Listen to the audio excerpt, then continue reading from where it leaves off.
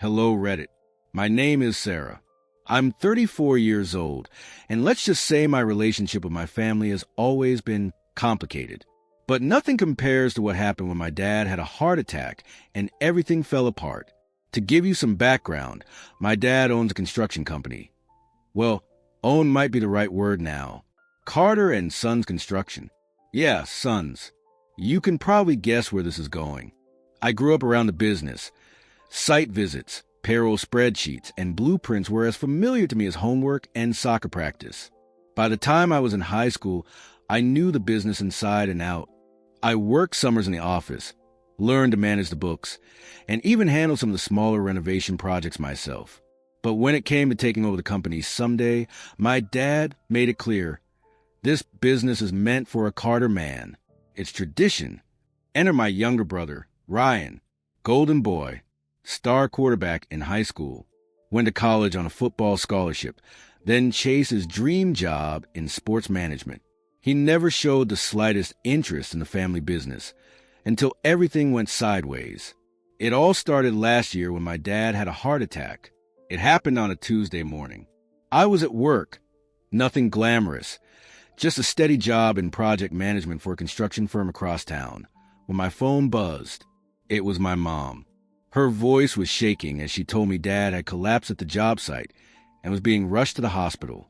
I dropped everything and sped to the ER, my hands gripping the steering wheel so tight my knuckles turned white. By the time I got there, Dad was stable but weak.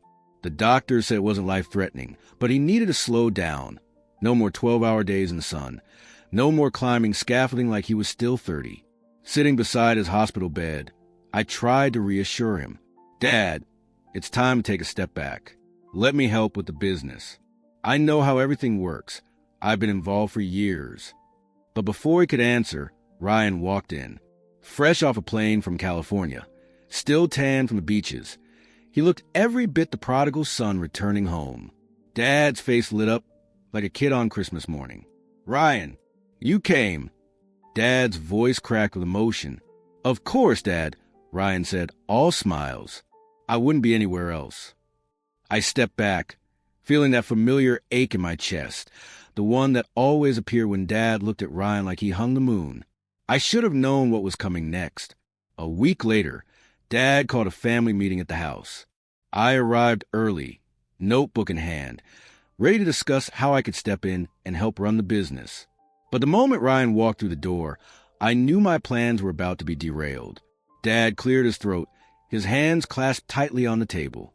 I've thought long and hard about this, he began. The doctors say I need to slow down, and they're right. It's time to start passing the torch. My heart pounded. This was my chance. I appreciate everything you've done for the company, Sarah, Dad said, meeting my gaze briefly before turning toward Ryan. But Carter and Sons has always been a legacy passed from father to son. Ryan's ready to step up and carry that legacy forward. I felt like the floor had been ripped out from under me. Dad, you can't be serious. Ryan hasn't worked a single day at the company. He doesn't know the first thing about running a construction business. I'll learn, Ryan said smoothly. How hard can it be? Plus, I've got the Carter name. That means something to the clients. I looked at Dad, my voice shaking with frustration. Dad, I've been here. I know the clients, the suppliers, the employees. It's not about experience, Dad interrupted, his tone firm. It's about tradition. This business is meant for a Carter man. My fists clenched beneath the table. So it doesn't matter how hard I've worked.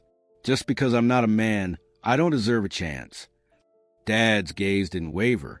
It's not personal, Sarah. It's just the way things are. I stood up abruptly, my chair scraping against the floor. You're making a mistake, I said, my voice tight with anger and hurt. But don't come crying to me when it blows up in your face. For the next 6 months, I watched from the sidelines as Ryan tried and failed to run the business. He treated it like a game, showing up late, missing deadlines, and making decisions without consulting the experienced staff who'd been there for years. Customers started complaining. Projects fell behind schedule. Profits tanked. Dad, stubborn as ever, refused to admit that Ryan wasn't over his head. He just needs time to adjust, he insisted whenever Mom voiced her concerns. Then the lawsuit started. Shoddy construction, missed deadlines, breach of contract. One by one, clients started suing for damages. Insurance premiums skyrocketed. Suppliers cut ties because of unpaid invoices. And through it all, Ryan kept acting like it wasn't his fault. The call came late one night. My mom, her voice trembling. "Sarah, your dad needs you." I hesitated. The old hurt still raw in my chest. "What's wrong?" "The business, it's collapsing. If something doesn't change soon, we're going to lose everything. Please, Sarah, come talk to him." I took a deep breath, the anger and resentment swirling inside me like a storm. But beneath it all was something stronger. Love for my family, for the business I'd grown up with, and for the legacy I knew I could save. The next morning, I walked into Carter & Son Construction for the first time in months. The office was a mess. Papers piled on desks, half-finished blueprints scattered everywhere, and phones ringing unanswered. Ryan was nowhere to be seen. Typical. I found Dad in his office, hunched over his desk with his head in his hands. The sight of him, older, wearier than I remembered, softened the anger in my heart. "Dad," I said gently. He looked up, his eyes red-rimmed and tired. "Sarah, I didn't think you'd come." "I'm here," I said simply. "What do you need?" He exhaled shakily, running a hand through his thinning hair. "The bank's threatening to foreclose. Suppliers are demanding payment we can't make. Clients are pulling out of contracts. If we don't turn things around fast, we're done." I crossed my arms over my chest, forcing myself to stay calm. "And Ryan?" Dad's shoulders sagged. He's gone. Said he couldn't handle the pressure. Packed up and left for California last week. No warning. Just gone. I swallowed hard, the old bitterness rising in my throat. "So now you wanted to clean up his mess?" Dad's gaze met mine, guilt etched into every line of his face. "Please, Sarah, I know I made mistakes. But this business, it's our family's legacy. I need your help to save it." I stood there, my heart pounding as I weighed my options. Part of me wanted to walk away, to leave Dad to deal with the consequences of his choices. But another part, the part that still loved this business despite everything, knew I couldn't let it die. Taking a deep breath, I squared my shoulders and met Dad's gaze head on. "All right," I said, "but if I'm going to do this, I'm doing it my way. No more Carter & Sons. If I save this company, it's going to have my name on it." Dad's eyes widened, but he nodded slowly. "Fair enough." And just like that, the battle to rebuild the business and my family's trust began. Taking over Carter & Sons wasn't like flipping a switch. The moment I stepped into that office, I realized just how much damage Ryan had done. The once bustling space was half empty. Several employees had quit after months of unpaid wages and mismanagement. The few who remained eyed me warily, unsure if I could do any better than my brother. I couldn't blame them. The first thing I did was gather the team, what was left of it, and lay everything on the table. I stood at the head of the conference room, the fluorescent lights buzzing faintly overhead. The tension in the air was thick enough to cut with a knife. "Let's not sugarcoat things," I began. "The company is on the brink of collapse. We've lost clients, suppliers are refusing to work with us, and the bank is threatening foreclosure. But I'm here to change that. I know some of you might doubt my ability to turn this around, but I need your trust and your help." Silence. A few skeptical glances. Then an older man named Tom, one of Dad's longest-serving foremen, crossed his arms and leaned back in his chair. "With all due respect, Miss Carter, we've heard this speech before.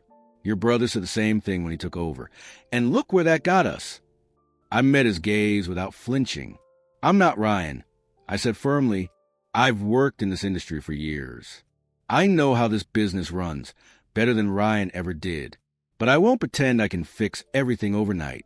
What I can promise is that if you stick with me, I'll fight tooth and nail to get this company back on its feet. And when we succeed, you'll be rewarded for your loyalty." Tom studied me for a moment, then gave a slow nod. "All right, we'll give you a chance. But if things don't change fast, you can't blame us for looking elsewhere." "Fair enough." I replied, hoping they couldn't see the nervous flutter in my chest. Over the next few weeks, I worked from dawn until well past midnight, determined to prove I could say what Ryan had nearly destroyed. I pored over financial records, negotiating payment plans with suppliers to settle overdue invoices. I reached out to clients who'd walked away, offering discounts and guarantees to win back their trust. I even picked up a hard hat and hit the job sites myself, ensuring that every project met the highest standards. Slowly but surely, progress began to show. The remaining employees started believing in the company's future again. Projects that had been stalled for months were finally completed, and word began to spread that Carter & Sons, now rebranded as Carter Construction & Company, was back in business. But not everyone was thrilled with my success. One afternoon, I was in my office reviewing contracts when my phone buzzed. I glanced at the screen and nearly dropped the phone. Ryan. I stared at the name for a moment, debating whether to answer. Against my better judgment, I picked up. Hello, Sarah. His voice was casual, as if we hadn't spoken in months. Long time no talk. I heard you've been playing boss lady at the company. My grip on the phone tightened. What do you want, Ryan? Relax. I'm just checking in. Thought I'd see how things are going now that you've taken over my company. It was never your company. I shot back. You were handed an opportunity you didn't deserve, and you threw it away. I'm cleaning up your mess. He chuckled, the sound dripping with condescension. Careful, sis. Don't let the power go to your head. Running a business isn't as easy as it looks. Trust me, I know. Yeah, you proved that when you ran it into the ground. Silence. I could practically hear his jaw clenching. Watch yourself, Sarah, he said, his voice low and cold. You might think you've won, but this isn't over. The line went dead before I could respond. I stared at the phone, my pulse pounding in my ears. What the hell did he mean by that? I tried to shake off the conversation, but Ryan's words lingered like a bad omen. I buried myself in work, determined not to let his threats distract me. But a week later, things took a turn for the worse. It started with a phone call from one of our biggest clients, Silver Ridge Developments. I picked up with my usual professional tone, but the voice on the other end was tense. Sarah, we need to talk. We're reconsidering our contract with Carter Construction. My stomach dropped. What? Why? We've been meeting all the deadlines, and the quality of our work has never been better. It's not about the work. We've heard concerning things. Rumors about financial instability, unpaid suppliers, and mismanaged projects. We can't risk associating with a company that might go under. I gripped the phone tighter, my mind racing. Those issues were from before I took over. We've turned things around. Please, give me a chance to prove it. We'll think about it, the client replied, though his tone suggested the decision was already made. After the call ended, I sat at my desk, heart pounding. Someone was spreading lies about the company, and I had a sickening suspicion I knew who it was. I spent the rest of the day calling other clients, only to hear similar stories. Anonymous emails warning them that Carter Construction was on the brink of collapse, that I was inexperienced and incapable of running the company. Each conversation chipped away at the progress I'd fought so hard to achieve. That night, I sat alone in the office, staring at the city lights through the window as anger and frustration twisted inside me. I should have known Ryan wouldn't just walk away. He might have abandoned the company, but his ego couldn't stand the idea of me succeeding where he'd failed. But if he thought I was going to roll over and let him destroy everything I'd built, he was about to learn just how wrong he was. The next morning, I arrived at the office determined to get to the bottom of the sabotage. The air felt heavier, the walls seeming to echo the weight of the pressure I was under. Employees passed by with cautious glances, sensing the storm brewing beneath my calm exterior. I started with the emails.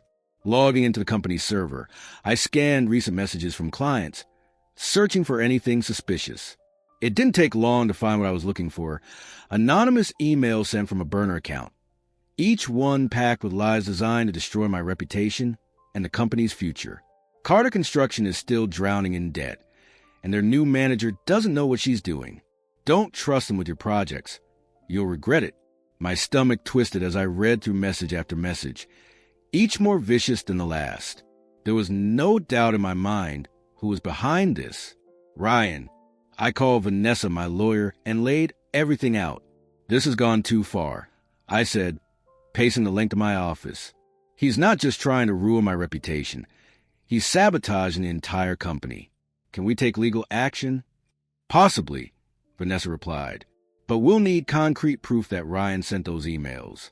Anonymous messages are hard to trace, but I can hire a digital investigator to see if we can connect them to his IP address. Do it, I said without hesitation. While Vanessa got to work, I focused on damage control. I called every client who'd received the anonymous emails, explaining the situation and offering to meet in person to reassure them of the company's stability. Some listened, others didn't. But I refused to let Ryan's lies dictate my future. I also held a meeting with my team, laying everything on the table. Someone is trying to sabotage this company, I said, scanning the faces of my employees. But we're not going down without a fight. I need each of you to give it your all. Show our clients that we're stronger than ever. We can't control the rumors, but we can control the quality of our work. Tom, the seasoned foreman who'd initially doubted me, stood up. You've got my support, Sarah, and I think I speak for everyone when I say we're with you all the way. A chorus of nods and murmurs of agreement followed, filling the room with a renewed sense of purpose. For a while, things seemed to stabilize. The digital investigator traced the burner emails back to an IP address in California, right where Ryan had fled after abandoning the company. Vanessa assured me that this was enough to take legal action, but I hesitated.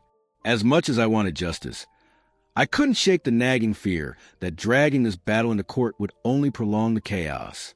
But Ryan wasn't done yet. It happened on a Friday afternoon.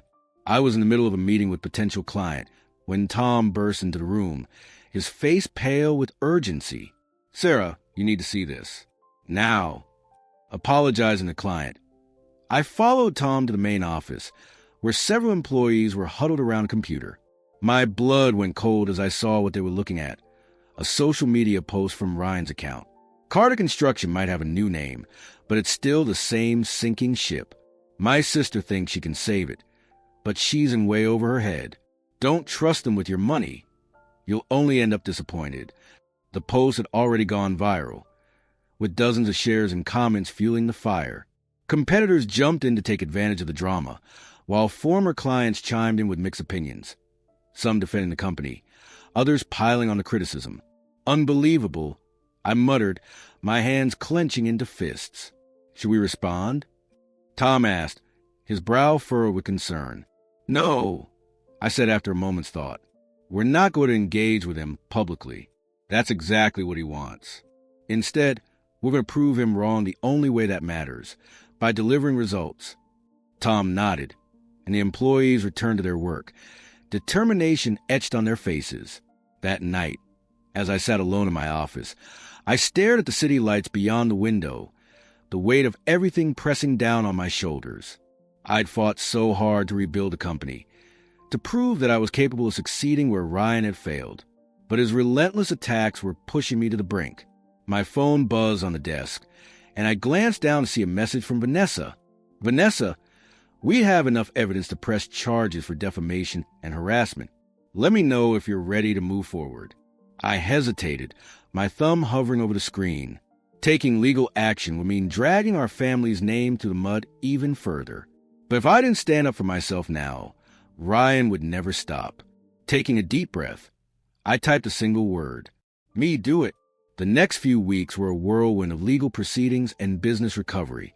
Vanessa filed the defamation lawsuit, presenting the evidence collected by the digital investigator. The case gained media attention, drawing both sympathy and scrutiny from the public. Some criticized me for taking my own brother to court, while others praised me for standing up against family betrayal. Meanwhile, I poured every ounce of energy into running the company. I personally visited job sites, ensuring that every project was completed to perfection. I met with clients face-to-face, rebuilding trust through transparency and dedication. Slowly, the tide began to turn. New contracts started coming in, and old clients returned, impressed by my determination to rise above the drama. The day of the court hearing arrived, and I sat beside Vanessa, my hands gripping the edge of the table as Ryan entered the courtroom.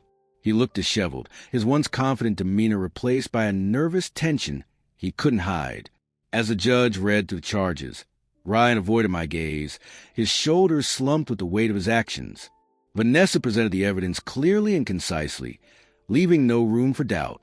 When the judge asked Ryan if he had anything to say, he stood and faced the court, his voice shaking with forced bravado. "I never meant to ruin her life," he said, glancing briefly in my direction. "I was just angry. I felt like she stole what should have been mine." I met his gaze, my expression unreadable. For a moment, I almost felt sorry for him. But then I remembered the emails, the social media posts, the lies that had nearly destroyed everything I'd worked for. "It wasn't yours to begin with," I replied calmly. "You had your chance. I earned mine." The judge ruled in my favor, ordering Ryan to pay restitution for financial damage his actions had caused. More importantly, the ruling cleared my name, publicly affirming that the accusations against me had been false. As I walked out of the courthouse, the weight that had been crushing my chest for months finally began to lift. I'd fought for my place in the world, and I'd won. In the months that followed, Carter Construction and Company thrived. The scandal faded from memory, replaced by the company's growing reputation for excellence. New clients poured in, impressed by both the quality of our work and the resilience I'd shown in the face of adversity. And as for Ryan, he disappeared from the public eye, his reputation in ruins. The last I heard, he was bouncing between jobs, struggling to rebuild his life after fallout. And that's a legacy worth fighting for. I'd be lying if I said I didn't feel a pang of sadness for how things had turned out. But in the end, I knew I'd done what I had to do to protect myself, my employees, and the legacy I'd fought so hard to save. Now, when I stand in the office that once felt like a battleground, I see more than just walls and desks. I see the future I built with my own hands, not because of tradition, not because of my last name, but because I refuse to give up no matter how hard the world tried to knock me down.